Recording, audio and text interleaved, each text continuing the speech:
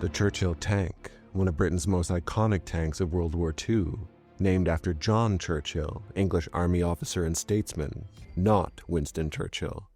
The tank has a mixed reputation.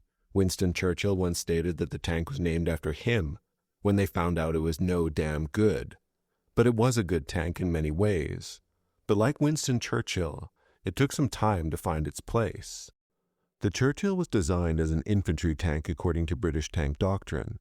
It was to advance along with troops against fixed defensive lines. As such, the Churchill wasn't designed to be fast, but rather rugged, and immune to guns like the German 3.7cm PaK-36 anti-tank gun. The Churchill had incredibly thick frontal armor, reaching 6 inches or 152 millimeters in later variants. The Churchill tank was conceived in the late 1930s, development began in 1939, and the first prototype was ready in 1940. Full-scale production started in 1941, running until the end of the war in 1945. 5,640 were built. There are a few dozen in running order surviving today around the world. The tank was used in Canada, Australia, India, Iraq, Ireland, and even the Soviet Union were given 301 under Lend-Lease. Sadly, there are a few British tank-focused World War II productions, so they're a rare thing to see in the movies, aside from The Longest Day, and of course, in the animated world, they show up in Girls and Panzer. The first Churchills were armed with 2-pounder guns. Mark IIIs and IVs were armed with a 6-pounder. A reasonable anti-tank gun for the mid-war period. Churchills armed with 6-pounders knocked out the first Tiger tanks by Western Allies in tank-on-tank combat in Africa. In 1944, improved armor-piercing rounds became available, including sabot rounds, keeping the 6-pounder in the Churchill just capable of taking on heavy German armor, if required. Churchills were also armored with a 75mm gun, one similar to that used on Sherman tanks, which had a better high-explosive round. Mark Vs and 8s used a 95mm howitzer. Lastly, a version with a 17-pounder known as the Black Prince was prototyped, but never entered production, made redundant by the Sherman Firefly, the Comet, and the Centurion. Churchill 1s further had a 3-inch howitzer mounted in the hull to fire smoke shells, later replaced by a machine gun, of which another was mounted in the turret. One of the more distinct design aspects of the Churchill tank was its track system. The Churchill featured wide tracks and small wheels that helped distribute its heavy weight, allowing it to move more effectively over soft ground or rough terrain, including up steep slopes.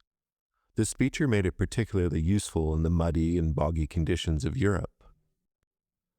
The arrangement also meant there was room to fit side doors for the tank, great for loading ammunition or for evacuation.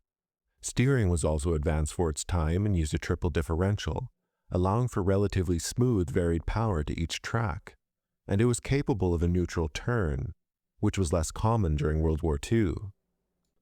But like many features of the tank, this system had reliability issues. Churchills did improve steadily throughout their lifetime.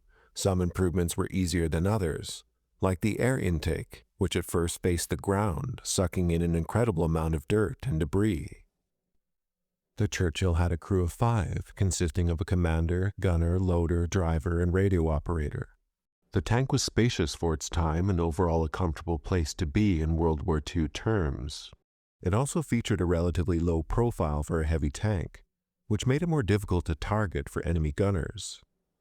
One of the tank's major weaknesses was its Bedford 12-cylinder engine producing up to 350 horsepower, providing at best 8.8 horsepower per ton. This gave the tank a very slow top speed of 16 miles per hour, or 26 kilometers per hour. Top speed, however, was rarely used due to noise levels and strain on the engine. The power-to-weight ratio also meant the tank consumed fuel at a high rate, limiting its range. Further issues included the engine overheating. Churchills were often left behind during rapid advances. This was particularly a problem in the expanses of North Africa. However, its reputation actually improved in Africa, particularly for being a rugged tank, able to take considerably more punishment than any other tanks the British had deployed. The Churchill first developed a poor reputation during the Dieppe raid on August 19, 1942, though this was in large part due to poor planning and not the tank itself. 58 Churchills participated in the raid. You can see these ones are equipped for deep water. Note the exhaust extensions. The raid was a disaster. 2 Churchills sank on their way to the shore. 11 were immobilized on the beach by both shell fire and the difficult shingle terrain. Many Churchills were captured by defending German forces. When analyzing the Churchill, the Germans thought poorly of it. They noted many issues, including easy-to-break tracks. They also thought the armor of poor design, with few angled plates and the mantlet placed inside the turret. In Europe, the Churchill's reputation began to slowly improve. It was more strategically used in its intended infantry support role. The Churchill had a good reputation for pressing on, even if at slow speeds. Its ability to cross muddy and harsh terrain meant it sometimes found itself in situations where it was more reliable than its contemporaries. Likely the most interesting strength of the Churchill was in its many alternative uses, such as the famous crocodile variant. The crocodile variant was equipped with a flamethrower, allowing it to clear out entrenched infantry positions with devastating efficiency. The Churchill crocodile was effectively a bunker that spit flame, crawling its way towards the enemy. It was reported often the mere presence of this crocodile was enough to encourage many German positions to give up. The crocodile was easy to recognize. Besides spitting out deadly flame up to an effective range of 75 meters, it also towed an armored trailer containing 1,800 liters of fuel. Churchills were used against many fortified positions in Normandy, where firepower and durability were more important than speed. Other specialist vehicles include a Churchill armed with a spigot mortar demolition weapon. It had a range of 200 meters and fired a 230mm high explosive. These converted Churchills had a demolition NCO in addition to the regular crew, and carried explosives to deal with obstacles as they came across them. Other variants of the Churchill include the Kangaroo variant, which had the turret removed to be used as a troop transport. A bridge-laying variant could lay a bridge capable of supporting 60 tons. A limited number of Churchill tanks saw action in Korea. 4 Churchills were used in the Third Battle of Seoul, likely one of the tank's last major actions before being withdrawn from Korea entirely in October of 1951.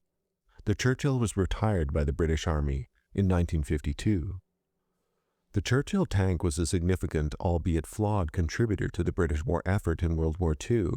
Its heavy armor, slow speed, and mechanical issues made it a mixed success, but its ability to break through fortifications and provide fire support for infantry made it indispensable in the battles it participated in. The Churchill remains a symbol of British determination and innovation during the war, contributing to the eventual defeat of Nazi Germany and its allies. Alright, I'm Johnny. I want to thank you for watching this short crockumentary on the Churchill tank. Do feel free to leave a comment or like the video, and as always, do have a nice rest of your day.